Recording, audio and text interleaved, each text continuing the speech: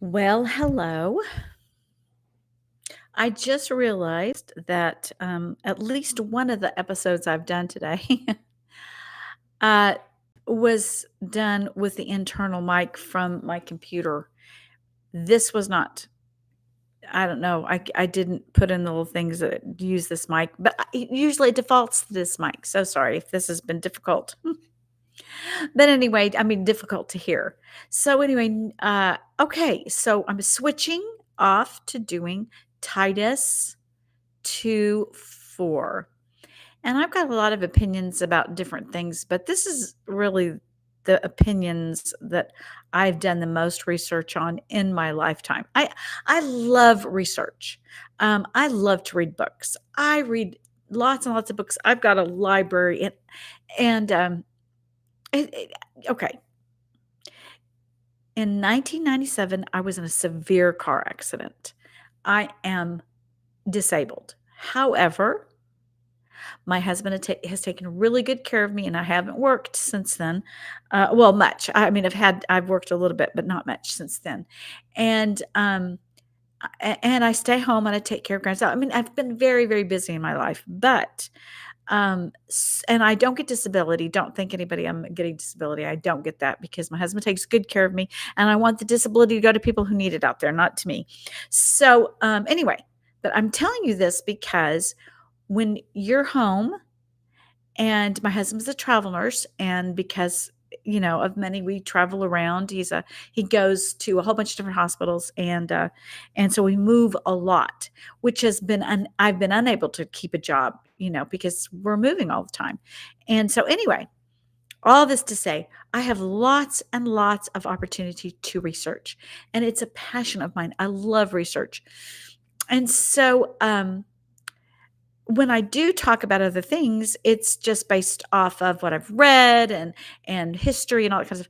Now, this topic right here, from I'm using the authority that God has given me in Titus 2:4 to talk to mothers about how to love their children. I'm not really going to talk to you about how to love your husband. I love my husband. We've been married for over 40 years, and we have a great marriage, but that has not been learning to be the best wife has not been my obsession since I was 4. Being a good mother has been an obsession since I was 4. So, this is really not that I personally can have authority from, having been the best mom, but what I did do growing up is watch and see what worked in other mothers. I have talked to lots of mothers. I have all my life. I've zoned in. My focus has been on what makes not children just brush their teeth, not giving the most of the best formula. That's not what I mean. I'm talking about how to make sure your children do not rebel against you or God.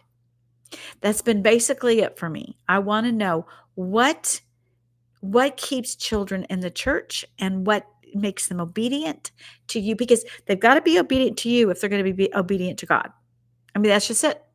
If you want your children to be obedient to God, then they need to be obedient to you. And so that's why I have really, really, really spent most of my life very much in depth thinking about this. So these are not my suggestions. It's not really my wisdom. It's just I have accumulated a lot of information and culled out the things that didn't seem to work uh, with some with some parents. So of course it's not infallible. I'm just going to give you my what I have found to and seen to work in real experience. So okay, now having said all that, I want I feel genuinely sorry for this generation of parents. Now, it's going to sound like I'm going to pick on you, and I'm not. I am so sorry. This is not your fault. The fact that you guys have one of the hardest jobs of parenting of any generation of the entire human existence. Um, See, you were born into two generations at least because that's my generation and my parents, and even I saw a little bit of my grandmother's generation, but I'm not sure that this would apply to their generation. Maybe a little bit because I went with through World War II, and a lot of women, had to work during that time. So it kind of might work with them, but for at least 2 generation, you guys have been brought up in a system that encouraged, uh, just encouraged having just a few children. I mean, I can tell you in the '70s, it was a big deal, you know, just have 2 children, maybe average 2.5. Don't have a lot of children. And a lot of women were encouraged by feminism to drop your kids off at daycare and go to work. And so this is what has happened in these 2 generations. The parents today never grew up daily seeing children being raised. Now, see, in past, mother stayed home, and so the siblings and the kids could all watch mom as she had other children. From the time you were probably 6 to 8, you had lots of, or at least a couple of younger siblings that you could watch. And then if you were the last child, you would be surrounded with families that had big children. You could watch other little children being raised, or of neighbors or cousins. And this family grouping was pretty normal to have, 5 to, 6, 7 kids, and I'm talking about 1930s or something. So children grew up watching children, not just being raised, but noticing what is normal, a normal pattern for children. And so the older people, like I said, could watch the younger ones, and the younger ones could watch siblings from their older brothers and sisters, or from aunts and uncles. Now, this has really caused a crisis in parenting, because there's so many parents right now that have little to no knowledge about what to expect from babies and toddlers and small children. They just have no idea. I would never embarrass the poor little mothers and dads that I've seen, and I'm talking about because I've helped recently. I've helped in my church's Sunday school to have watch the children during church, and take care so the moms can go and sit down. And so we would, and I mean, it was large. We had 30 kids in there at one time. For about every time we'd go to mass, there would be anywhere from 20 to 30 kids at one time in this big church. And we would take care of them, and I take care of children, and I mean, I still am very actively involved with children, because I've got bunches of nieces and nephews who have children, and so I still get to see what it looks like right now. So, and I see them in grocery stores, mothers dealing with children in grocery stores, and just in public. And I can tell you, parents today simply just don't understand their children. They love them. Of course you love them. Of course you're doing they're very dedicated parents. But they're trying to do their best, but they simply don't know what to do. And it's just not their fault. And I'm in no way blaming this generation, because you grew up with either one or both parents working, and you didn't get to see any siblings grow up. You just didn't. You might have gotten to see, maybe you were 4 and your mom had a baby, but most kids today really didn't get to see much, and they definitely didn't get to see different genders. And of course, I'm just generalizing because of the population of the world. You know, there's those good Catholic families who have 8 kids, and God bless them. They've continued that cycle. Their kids are going to be very well acquainted with how to deal with children. And then most families don't live around each other. So even getting to see younger cousins growing up, um, that might happen on special occasions such as birthdays and holidays, but that really doesn't help you know what to expect from children. Even if you occasionally babysat, that's just not enough to help you understand what to expect from babies. And this is normal to not know what's going on. This is normal. And I know a lot of young parents, they're doing their best and they watch all the YouTube videos. Um, and I personally have been going through a bunch of the YouTube videos, and I'm going to try to have some recommendations here after a while of what videos I think the women know what they're doing.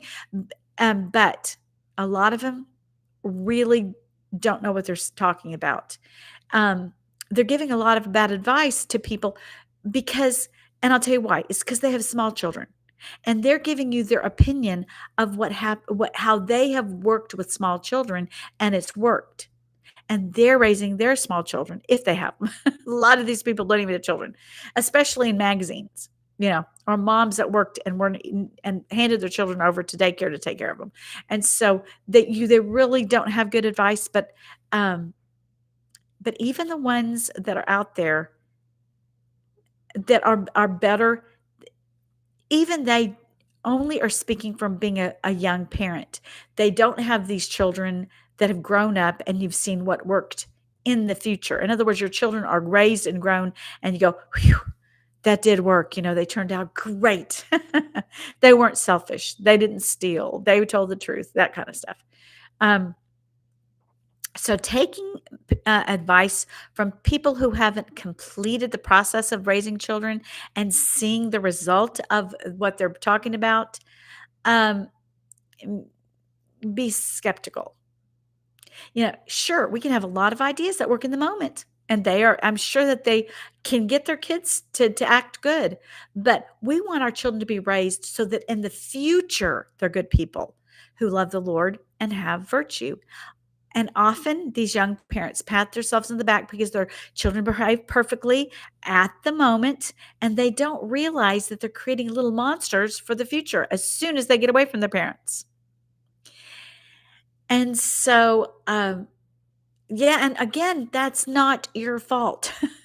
Please understand, I'm not criticizing you because, you just have not, you don't know what to expect, and you're just believing, um, like normal. I'm standing sitting right next to my window, and people walk right by, and there's this old grandmother, and she looks like she walks by every day, and she's like a Hindu, and she has her little grandbaby strapped to her back, and she walks around with that grandbaby all the time. It's a little tiny one too. So cute. Anyway, so parents have no idea what's normal, so they discipline all the wrong things.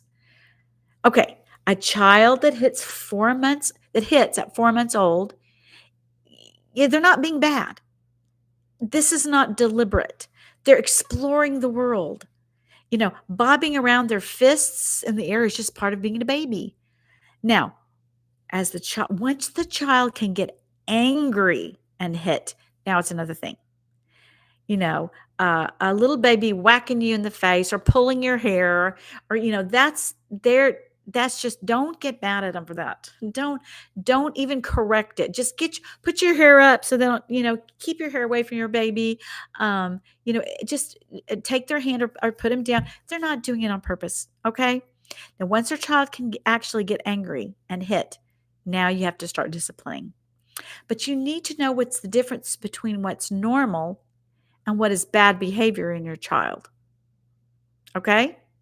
Now, that's the first thing that and not the most important thing, but the first thing I'm saying.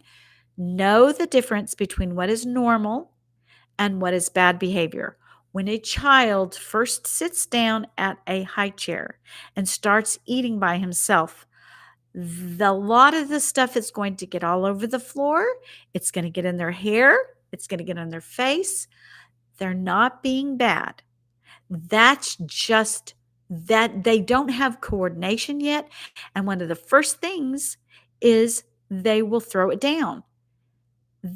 And you can tell them 50,000 times, don't throw it down, and they're going to do it because that's how they're programmed. It's like telling a child at 4 or 5 minutes, don't roll over. "Oh, if you roll over, you're gonna fall off the bed." They they they can't. Don't put them near the bed. Don't put them near the edge of the bed. Children, there are certain things children just cannot. It's developmental stages they've gotta go through, and they're not being bad. Now, but here's what you need to do. Ask yourself, why is this annoying you? Because a lot of what I've seen in parents is they correct their children for annoying them. Not because the child is doing anything wrong, it's that they're annoyed by the child. And so you need to differentiate. Is my child doing something wrong, or am I just annoyed by that? Some little children can really, really talk loudly. Some little children have a lot of energy, especially little boys, and a lot of kids run outside and they throw themselves in a little dirty mud puddle. That's normal. Little children want to explore. They don't know. They didn't know that if they jumped in that water puddle that they were gonna get dirty or wet.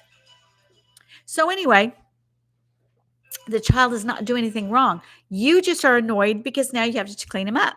So if, don't get upset over them being know when it's appropriate to uh, uh, correct a child. Because mostly what I see of a lot of parents is they don't have self-discipline.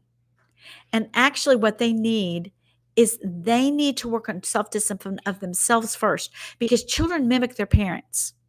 And if you yell at them, they're going to yell. If you get angry, they're going to get angry. The best and first advice that I will give you, this is the most, is first priority number one, is once you find out you're pregnant or your wife is pregnant, stop doing things that will get your child in trouble if they mimic you. Stop cussing. Stop watching things on television you wouldn't want your child to see. Stop getting angry and complaining. Be the person you want your children to see and mimic.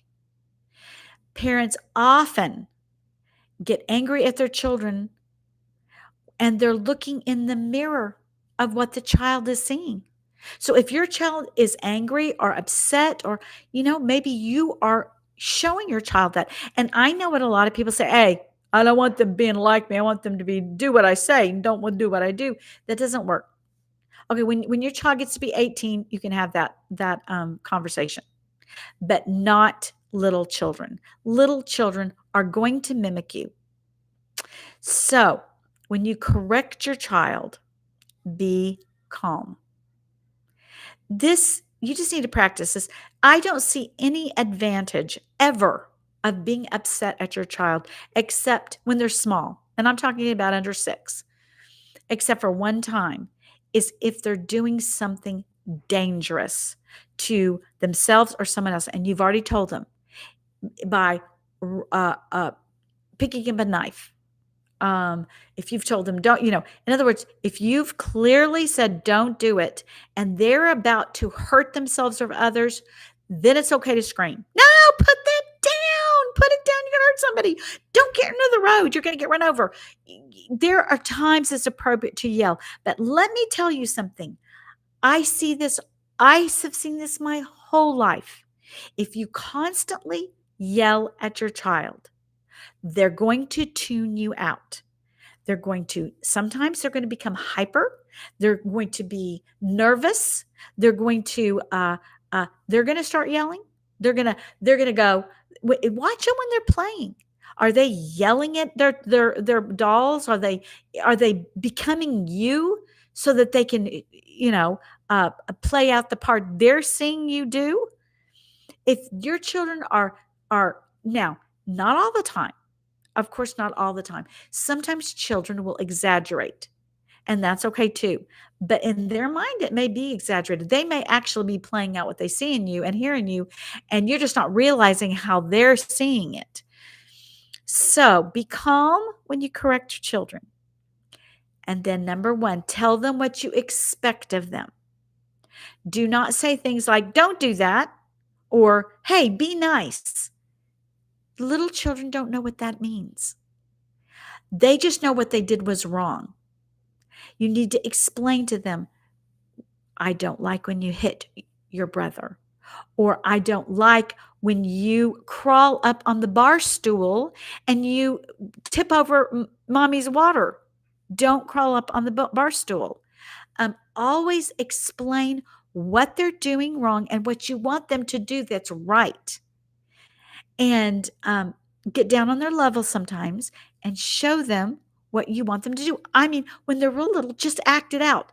You know, uh, no, no, no hit, no hit. Hold your hand like this. Don't hit. Um, you know, and sometimes they're just going to be too little to understand, and that's okay. But don't get angry with them. State what the rule is.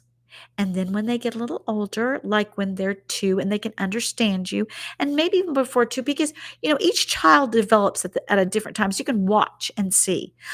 Some of my children really caught on really fast, and some of them were just focused on other stuff. They didn't even hear mommy say something. They were just like, "Plane, go, runs." Little boys, it just they're and sometimes you have to just say it 2 or 3 times, but what you need to do is state the rule and state the punishment. And of course, don't, use the least the lesser of the punishments that work. There is no reason to over punish a child for something they're doing. And don't double punish them. Don't you punish them and say, when your daddy gets home, you're going to be punished. No, no, punish them once and but give them 2 chances to obey. I usually would give my children 2 chances just in case they weren't listening. Or another thing you can do is you can get down and look in their face and say, "I need you to listen. Right now, mommy is very, very tired, and we are not going to touch the computer, okay? We're not going to be dealing with the computer today. I know we normally can watch a video or whatever right now, but mommy, or whatever it is, and get them down and say, I don't want you to touch the computer, or don't touch mommy's phone, or whatever. And you've got to make sure that eye contact happens. And you can then say, if you touch it, this is going to be the outcome. And remember, every child is different, and different punishments and I want to say disciplines, because we don't want to say punishment now. Everybody, they thinks punishment's like beating or something, but let them know that. And then, now here is an important part. You must follow through. Do not give your children so many laws and rules that you can't follow through. Now, I personally was terrible at following through. So I picked out 3 things while the kids were under maybe 3. I mean, I think my was a rule per year. Every year I would add a new rule. But I kept it very simple. Like, the number 1 rule is obey mommy. You have to obey mommy, period. That's just it. Obey mommy. And that's a general rule that's, that's a general that can be difficult, because sometimes mommy's rules change, but just try really hard to stay consistent. And then usually I gave them 2 chances to obey, but then I would say, okay, now this is how I handled it, and my father handled it, and I really think it is a great way to handle it. Is you say, look, put the emphasis not on mommy's feelings. You made me mad when you did that. I wouldn't even say that. Don't bring feelings into it. Say, there was a rule and you broke the rule. So now you have to get the punishment, and leave it at like that. And then I personally, now again, I would always want my children to say, I'm sorry. We go through the reconciliation. Now, can you say you're sorry you did that? Then, okay, that's very sweet. I'm glad you did that, and I forgive you. And now, you're going to get your punishment, and then it's going to be all over. And make sure your children know when you go through the process of reconciliation and you have the punishment, that after that it's gone. It's erased. They're a good kid again. That that's what God does for us. We should do that for our children. But be consistent. Make sure they realize that if they break the rules, they have to have the punishment. And one other thing I do want to say before I stop, this idea of spanking. Back in our age, in my mom's and my grandmother's, kids got spanking all the got once a day. Most kids got a little whack, bam, right on the bottom, once a day. But and that's, of course, not all kids did, but a lot, that it was common to get a spanking. We all survived it. It didn't hurt us. I don't care what you say. The spanking we did back then, properly done, did not hurt us. But here is the problem. In today's world, you really need to know what to do it and how to do it before I would ever suggest anyone spank a child.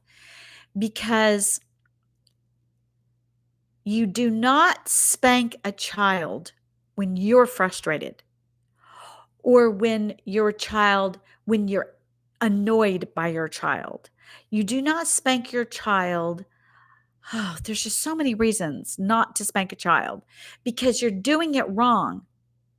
Yelling at children can be just as bad as spanking on them. So I'm spanking them. I don't think you shouldn't just spank and spank and spank a child. And you really have to know how to do it. I would not recommend it unless you really talk to somebody that knows that you can do it. It's appropriate time that a spanking might happen. I think you need to try something different. And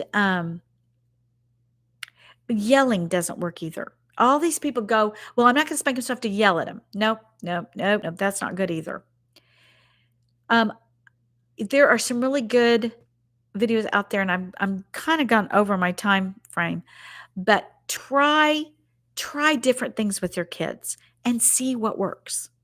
And then use the softest one that actually works. You don't want to over uh, punish your child. You spilled your milk, therefore you don't get supper. Y- y- Ugh. First of all, most children spill. I spill more than my grandkids do. Some people are just klutzes. You can't get mad at them. They're not doing it on purpose. And being a klutz isn't always in your control either. So don't assume that spills and stuff like that are. So anyway, but if you have a rule and get a punishment that works, such as timeout, uh, whatever it is that look things up for different, and try them out and see which one works, and then do that. And anyway, I'm kind of uh, over time, but anyway, so that's what I wanted to say is you are in a difficult situation, parents of today. You are absolutely in a difficult situation. Find parents that have grown children who you respect and think are good people, and talk to those parents. How did how did so and so turn out so good? Give me some ideas. And they probably will have them. If the mom worked and she handed them over to a babysitter, you know, she might not have even been aware of what the babysitter did. Um, but find that would be way more than something I would see on a young person on YouTube, or parenting magazines written by people who are either not parents or work and are never with their kids. So, yeah. Well, I guess that's all I wanted to say. God bless you. And if you ever have a question, I don't know if I'll be able to answer it or not, but put it down there. Do the whole thing, ring the bell, whatever it is, so people can get this, and I want to help be your children's grandmother. So, a lot of no, be careful. I'm not saying that. I don't want to take anything from your parents, but I'm just saying if you need a grandmother and you don't have one that helps you, I'll do my best by giving some advice. Wish I could be there to rock your child for you and help you with them, but unfortunately, I I wish I could be a mom for everybody because I loved being a mom. So anyway, that's all. Love you and God bless you.